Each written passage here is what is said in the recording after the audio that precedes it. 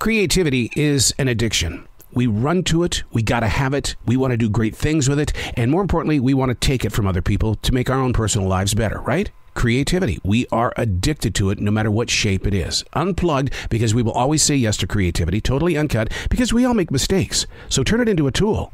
This is Arroe Unplugged. I write in a forest. I go there to listen. What started at the Billy Graham Library right here in Charlotte, North Carolina, has evolved into a lifelong journey. Something is always moving through each and every one of us. It's our calling. These aren't my words. These are the lyrics from Billy's Forest. Chapter number 311, May 1st, 2022. Feeling the slight chill of a spring breeze, the way it touches you, the way we embrace it.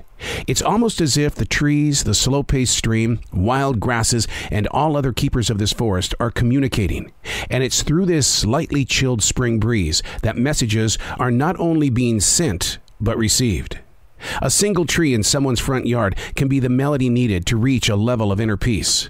Less than a mile from this forest in South Charlotte, a very large oak has fallen to the soil. It's been laying in the person's front yard for nearly 2 weeks.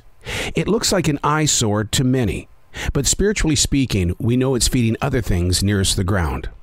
It's a continuation. The human wasn't here when the tree was just a seedling.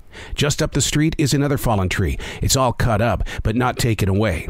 Again, the community sees it as a black eye. And yet, if you look even closer, there's plenty of new life growing around it. As humans, are we in the way?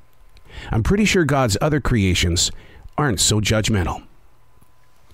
I like a fallen tree. Because inside the spiritual journey, you know that there are little bugs. There are little things that other animals come up to, and they grab it, and they store it inside their own body for energy. A fallen tree is just laying there. Because I have to ask you as a human being, could you stand up for 40 years? What about 25 years? Maybe 2 years? These trees have been standing here for I don't know how long. And so when they fall, I see them as you finally get to rest. Nature at its very best is when it's untouched, where you stumble across something without judgment, and you look into the true story of what is going on. Now, as kids, we would count the rings of a fallen tree that has been chopped down by the human, and that was fun while it lasted. But what about the tree that was blown down, or the tree that gave so much of its life to provide shade for the human being that it finally said, I need to rest.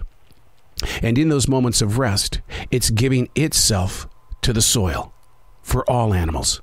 The rabbits can hide underneath it. The snakes can cuddle up to it as well. And the turtles, just another place to lean.